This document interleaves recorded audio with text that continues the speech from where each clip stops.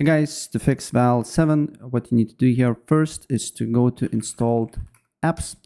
On install apps, you need to look for Vanguard. You need to wait for a couple of seconds and look for Vanguard. Press three dots, uninstall, uninstall, press yes. And then you need to just wait until uninstall is done, right? After you deleted Vanguard, then go to Riot Client and go to Valorant and update Vanguard here and wait for a couple of seconds until Vanguard is updated.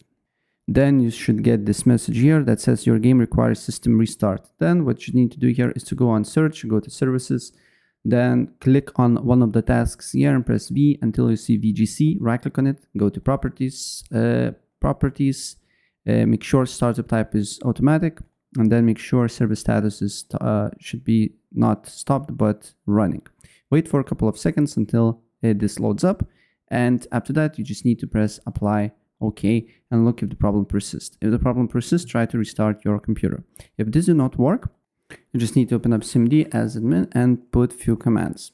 So the first command is IP here. It's IP config /flush DNS. Another command is nesh winsock reset. Nesh winsock reset. Then what you need to do here is to go to settings, then go to network and internet and advanced network settings, network reset, and reset your network. If you're using Wi-Fi, you need to put your Wi-Fi password again, and if you're using Ethernet cable, don't worry, you don't need to do nothing. And after restart, your game should be working.